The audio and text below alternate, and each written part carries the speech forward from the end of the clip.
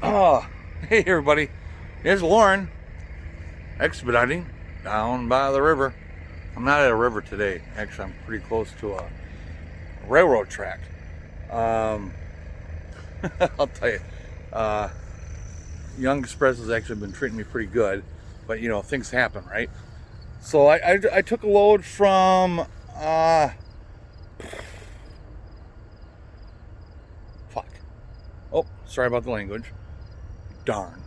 I took a load from Ohio, can't remember where right now, and up to Deerfield, Wisconsin, which is right outside of. Oh wait, never mind, never mind where the pickup was.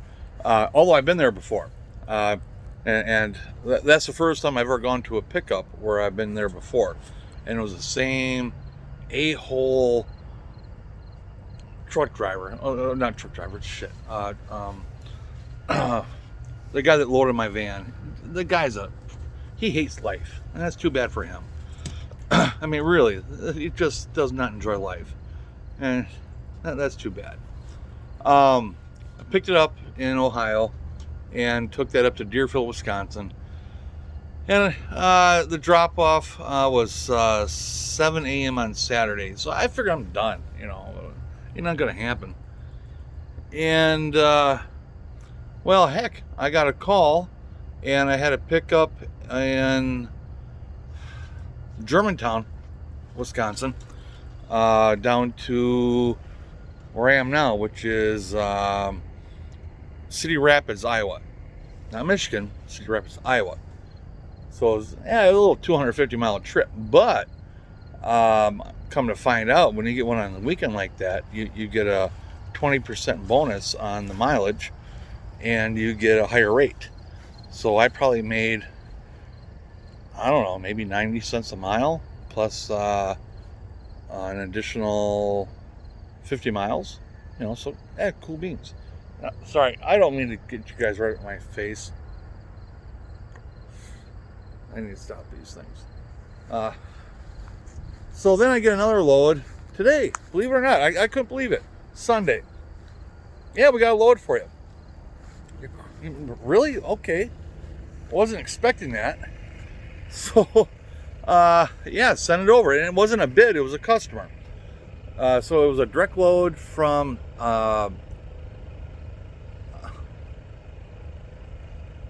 Cedar Rapids, Iowa, down to Point Bluff, Arkansas. Good run. Something like 650 miles, but I was going to get paid for over 700 because it was a weekend run and I got that 20% bonus. Plus, because it was a customer, direct run, higher rate. So, I'm maybe making about, close to $600 on this run on a Sunday. Like, heck yeah, send it over. So I get it, and I get down here. I'll kind of show you the back end of the place. It's the back end of it. And nice old fella.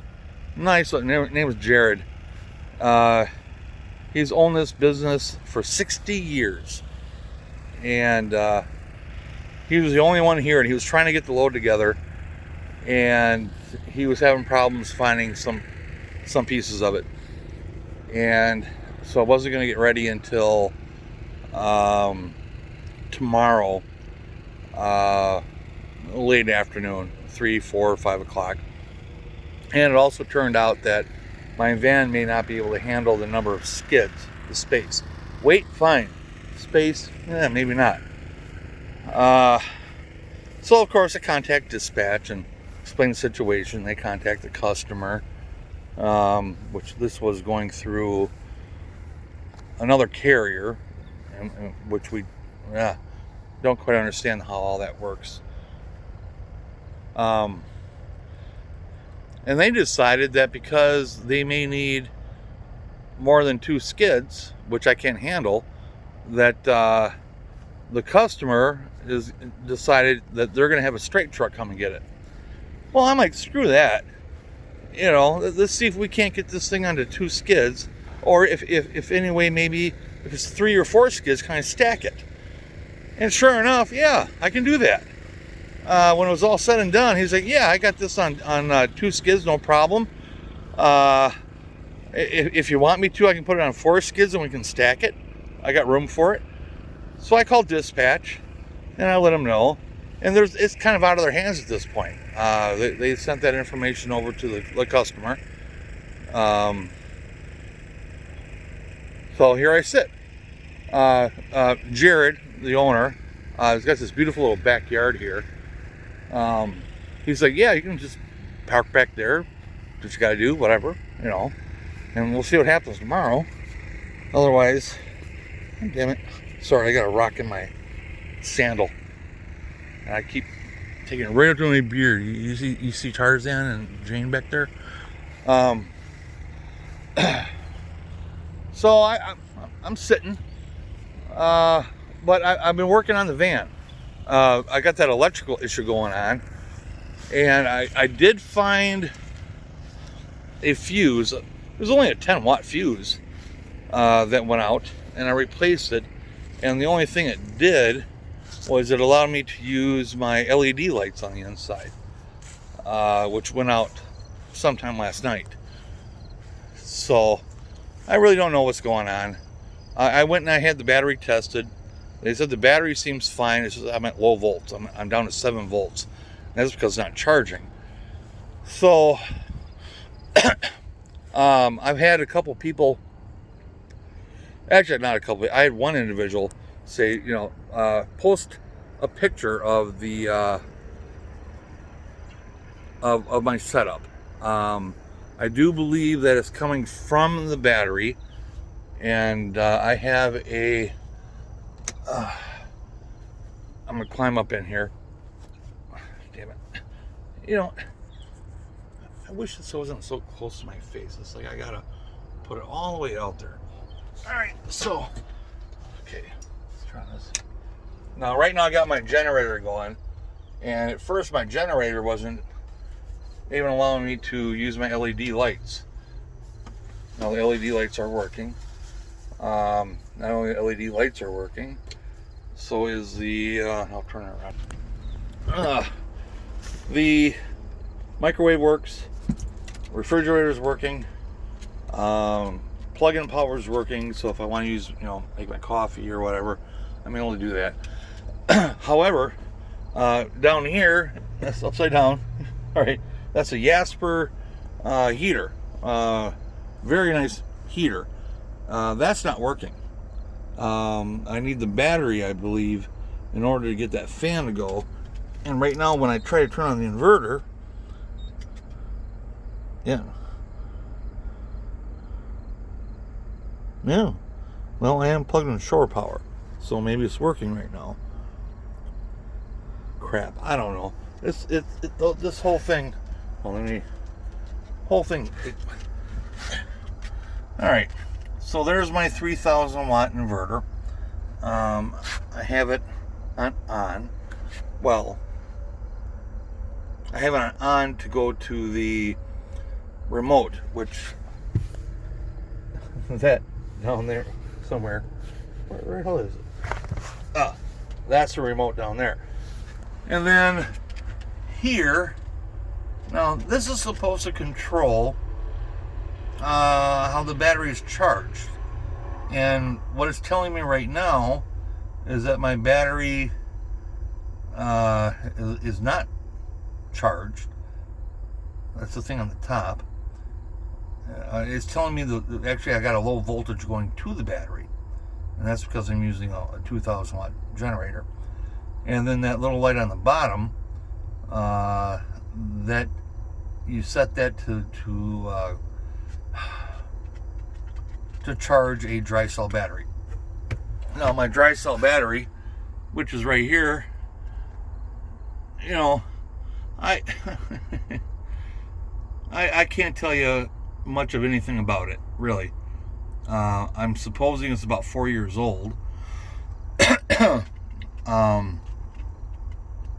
And I don't know if it's charging properly or not. I went and had it tested, like I said, and all they could tell me is that the voltage out was at 7 volts. They couldn't tell me whether or not the battery was good. They couldn't tell me. Okay. So, down there, that's the one change that I made, because when I first got this van down there was a large triangular thing called and I always forget what it's called. Basically what it does is it separates that battery from the motor battery or the van battery, and it makes sure that that battery, when it's low, doesn't draw anything off of my main battery. Now that went bad. It wasn't allowing a charge to get to my alternator. Obviously goes to the battery, and then I believe the way it's hooked up is that once my battery is full, it sends charge to this battery, I believe. But that doesn't seem to be happening anymore. That thing I was talking about, isolator, I had some weird name to it. It basically made sure that battery, when it was low, did not draw off of my main battery from the motor. That's all that piece did. That piece went bad, and it wasn't allowing any charging to my battery anymore. So I went to an RV custom place, and they said, well, instead of replacing this, larger piece of equipment that was more expensive, they suggested getting this thing right down here, which is a solenoid. And he said it'll do the same thing. Alright, so I put that in, and everything seemed to be working okay for a while. But right away I started realizing that I was overcharging this battery based on information I was getting off of this down here. If I had that unit on, it would go red down there saying I'm pushing like 17 volts. And it's like, whoa, that's way too much fucking power, coming out of that battery. So I think I fucked that battery up, and I don't think that solenoid was the right thing to have. So, well, if any of you guys are electricians or you're experienced with this kind of stuff, would certainly love to hear from you. I wish I could tell other people out there, how to fix this, help them out. But, well, crap, I'm just a guy living in a van down by a river. Doing expediting to pay bills. So, well, that's my story tonight. I'm going to leave it there. I'm staying here tonight. Nice place. Quiet. A little ways off from that railroad, so I won't have that noise at night. And, I'm sure you guys maybe want to see the little dog. Hey, little bit. Huh? Say hi. Oh, come on. Say hi. Hello. Yeah, she's acting shy right now. I'll tell you.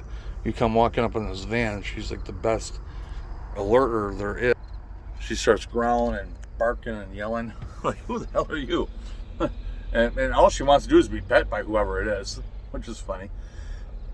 All right, everybody. Thank you for watching the video. Have a great night. Be safe. It's dangerous out there. Be safe. And God bless you all. Thank you and take care. See you next time. Bye.